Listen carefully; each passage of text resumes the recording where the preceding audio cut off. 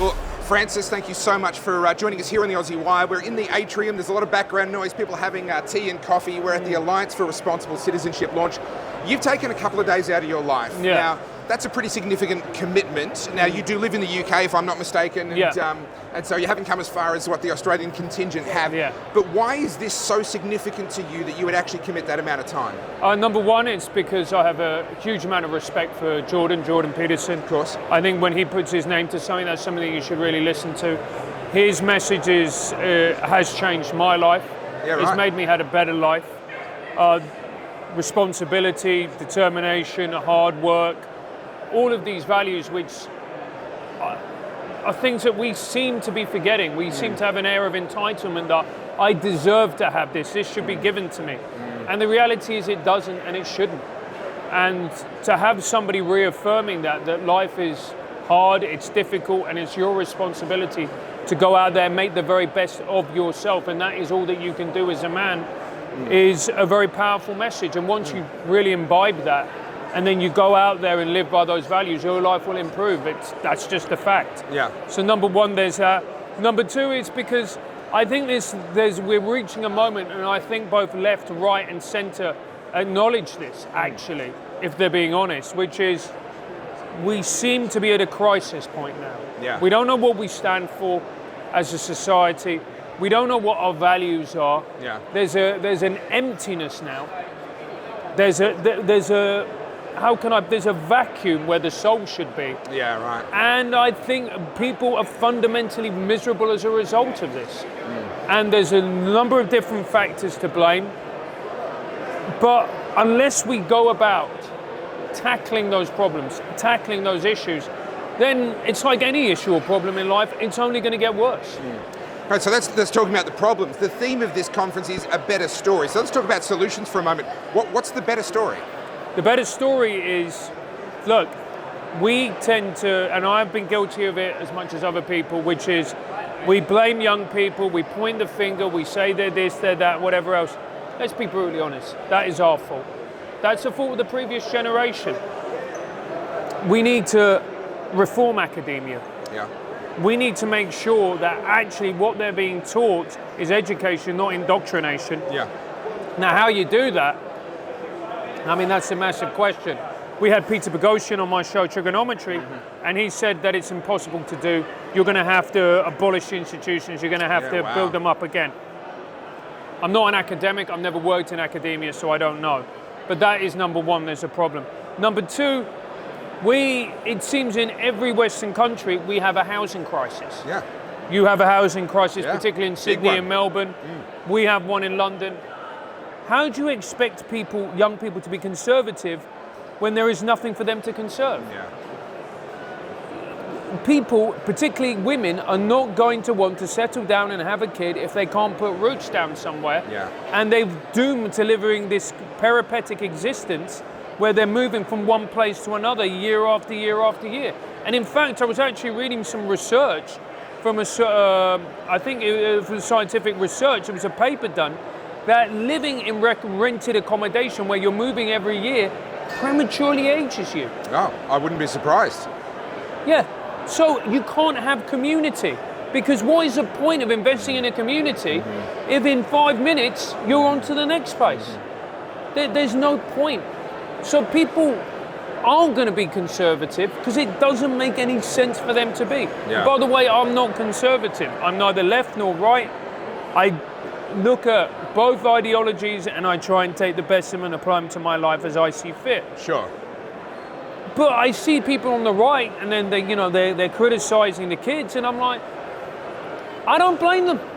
You know what? If I was 22 and I'd just come out of university, and I just had 3 or 4 years of some woke professor filling my head with nonsense, of course I'd think like that. Yeah. And as a kid, you're going to be more left and progressive anyway. We all were. Sure.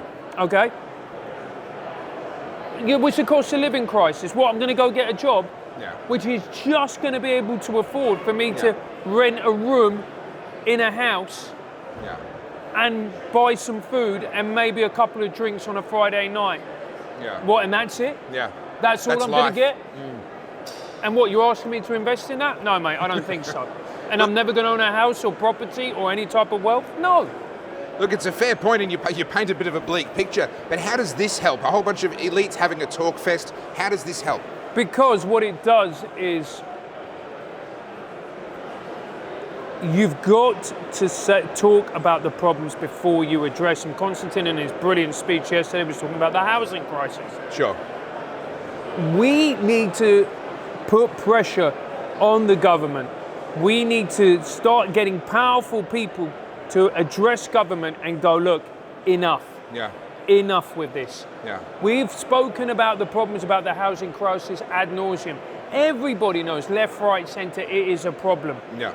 It's time we solved it, because if we don't solve it, it is going to be one of the things that brings down our culture. Yeah, wow. It really is that simple.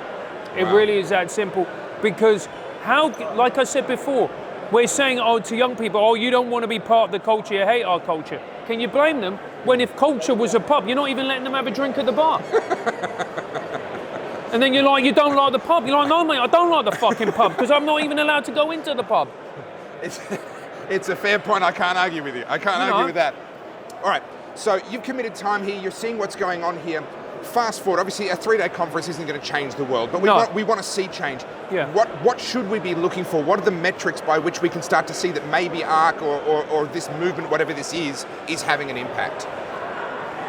That's a very difficult question, and the honest answer, Topher, is I don't know. Sure. Because, and I'll tell you why. There are things that are going to happen as a result of this that are completely unpredictable, that nobody's going to foresee, that is going, you don't know, two people having a coffee at the bar, starting talking, may start some kind of group which will then go on and put pressure on certain governments in order to make it happen.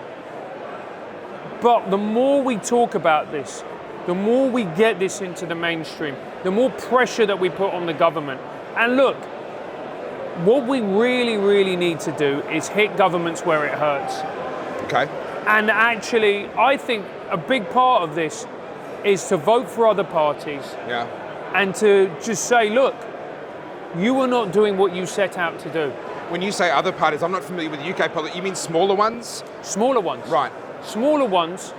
And what that will do, and people will go, that means they're never going to get elected. No, but what it's going to do, like Nigel Farage and UKIP and the Reform Party, is it will hold the party's feet to the fire.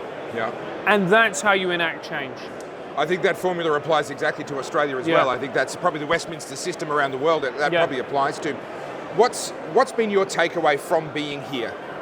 My takeaway from being here is I feel invigorated. I feel invigorated with being...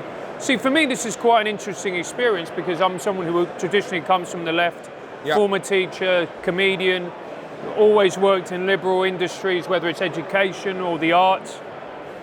And part of the reason I'm here is a sense of despair I've felt at my own industry. Sure. And what's happened to it, their embrace of hyper-progressive, whatever you want to call it, woke, I hate that term, but the ideology. Yeah. The ideology. And what it's doing, which is tragic, is it's a form of cancer because it's hollowing out the art form, it's hollowing out the institutions, and what it does is it no longer makes it fit for purpose. It makes comedy that it's not comedic, it's just a tedious lecture. Yeah. So I am hoping that this will be just another stone in the lake when ripples will go. And where the ripples go and what will come as a result of the ripples, I don't know, and nobody else does. But the more we do these type of things, the more we talk about them, the more we get them into the zeitgeist, the more we get people to meet from different parts, from different industries, from different parts of the world, to share, to discuss, to let those ideas percolate, that's how you get movements happening. Well, Francis Foster, I think that's a beautiful summary and a great way to finish the interview. Thank you so much for your time. Yeah, perfect. Thanks, Topher. Cheers.